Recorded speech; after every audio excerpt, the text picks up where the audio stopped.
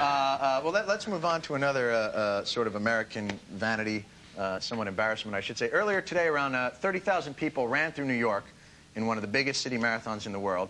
Nearly 20 million people belong to gyms in the United States, and 98 million people take part in sporting or fitness activities. Meanwhile, in Britain, a recent survey claimed that 1/3 of men and 2/3 of women could not sustain walking briskly up a slight slope. And these days, some Americans believe that if you only get fit enough and take the right pills, you can stay forever young and beautiful.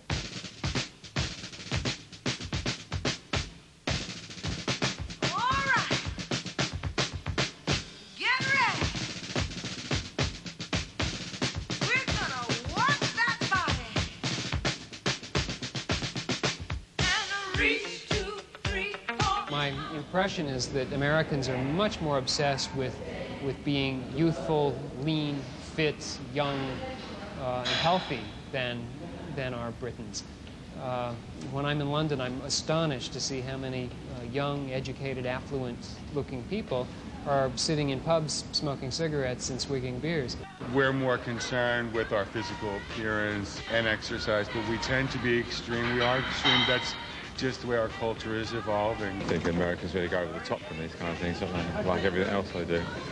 A lot of people find it a lot easier to take a pill and to think that's going to do everything they need to. So in the United States, we see, a huge movement. People snapping up nutritional supplements, vitamins, minerals, and increasingly now hormones in the hope that they're going to reverse the aging process while lying on the couch, smoking cigarettes, and eating a bad diet. No, I wouldn't take hormones. I've tried them once, and they were no good. So I wouldn't take them again. I take all of them. Testosterone is another hormone that's become popular recently. It's the masculinizing hormone that turns little boys into big muscular men. I'm 71 now, and according to the Bible, I've got a year's bonus anyway. So we've all got to go sometime, so what's the point? When your number comes, you go. I'm 75 and I'm still going. Everyone wants to be immortal, kind of. I don't believe in being young. I'm what I am. Old. It took me 75 years to get the way I am. Why should I alter it? It looks like the British are very serene about this problem. Are they well-adjusted or just incredibly lazy people? The latter. Yeah. Oh, really? I think the English just don't like denying themselves things. Like, I don't like denying myself food at any stage. Yeah. Who was the guy who worked out in his suit? So all British people just are young, they're affluent, successful looking, smoking and drinking. Well, I'm sorry, but isn't there another statistic about your obesity problem over here? You got us beat hands down on that one. We enjoy the sandwich, certainly, but well, I go to the gym every day. I get up. You go to the gym every day. I get up at 5 o'clock and have all my life. In the morning? And I'm on the treadmill at 6:30, and I have a trainer, and I hate it, but I do it. And I think it does have an enormous impact on your life. Do you consider this vanity on Americans' parts, or do you think it's a self-improvement issue on our part? Oh, I think it's vanity. Definitely. The whole thing about... No. Take your time and think about it. You think it's vanity? But no, it's all that kind of stuff, all worrying about growing old is just vanity, isn't it? If you get really fit and beautiful, you can get a job in a sitcom about down and outs. You're not exactly the ugly duckling. It's not like, I mean, you make the jokes, but it's not like, you're not, like, people wouldn't walk by you and go, oh my God, look at that guy. You know what I mean? Like, but that's in TV land. It's a very skewed universe where you're somehow considered the ugly man. What? I was basically saying that Well, thanks. I'm just really think you're very nice. Yes. Well, let's go work out sometime. I think you haven't watched the Jenny Jones show recently, have you? For women, you sort of don't get older than 50, and if you're 50, you look like you're 35. Basically, there's a cutoff point for age, especially for women, not as much for men. Well, there was a movie recently, Clint Eastwood was portraying a Secret Service man, and he was having an affair with Rene Russo, and Clint's easily 80, and she's 38. Yeah, no, it's true. I mean, that's how it works. Well, also, men suffer much more than women growing old, because, you know, men go bald, which women don't do, and, you know, when you go bald, your hair doesn't drop off your head. Ed, do you want to take this one? Does that matter? Let me just put it this way. Ever since Yul Brynner, this has not been a problem. Many women find it very sexy, am I right? That's exactly true. Yeah, but Yul Brynner shaved his head, didn't he? That was the sort of option he took. And so do I. Do you? Oh, right.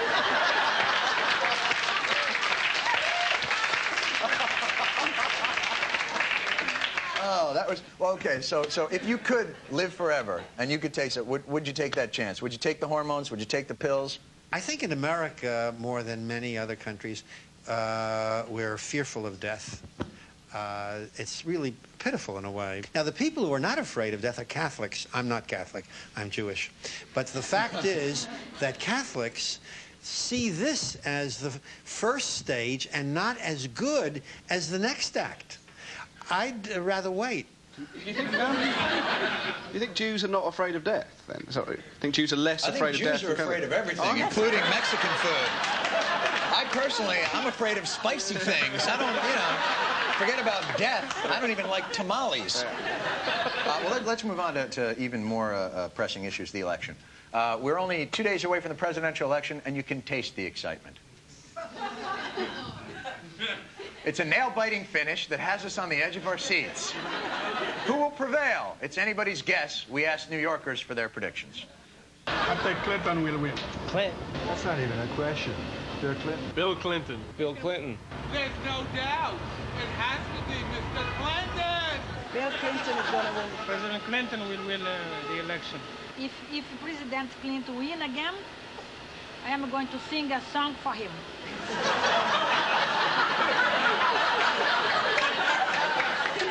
Wow, how'd they get Janet Jackson in that?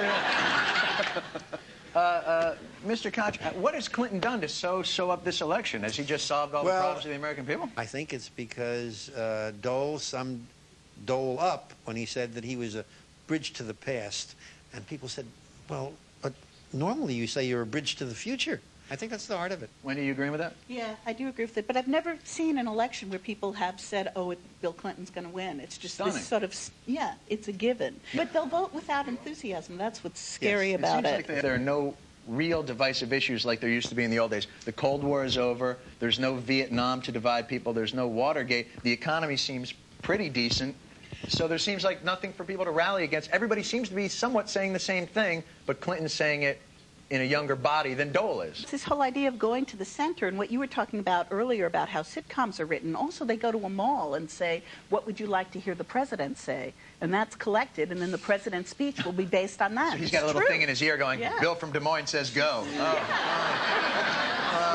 What they say about Clinton and his popularity is that he feels your pain. And obviously, when you see him perform on a stage before an audience, he is incredible. Comes over like a choir boy. Is that genuine? No. No. Not in my opinion. There's a chance with Tony Blair, maybe it's genuine, but Bill Clinton, Bill Clinton, it's not. This is the New York Post from, this is a week to go with the election. This is the New York Post. And I can flip through it. It's mind-blowing to me. Page 1, Yankees. 2 and 3, Yankees. 3 and 4, Yankees. 6 and 7, Yankees. 7 and 8, Yankees. Right here, the nanny is breaking up with her husband. All that, you don't get a political point, you don't get an article until page 22. No, I think TV still thinks we care, because the reason that people think politics is important is that it's the top item on the news. You know, if the news was the other way around, then people would think that pandas eating spaghetti was the most important thing in life. I hope you're wrong, because if you're not, we're in a lot of trouble. Well, that seems to be the state of American politics, sad but true. I want to thank all my guests, David Baddiel, Martin Clunes, Wendy Wasserstein, and Ed Koch. We'll be back next week with a new president. The only real question left is, will people turn out to vote at all? Predictions on the American election? Overwhelmingly Clinton, and a majority for in the Senate, for the Senate and Congress. House. Same. Overwhelmingly Clinton, low turnout. It will be 14-2. All right. Thanks very much. We'll see you next time.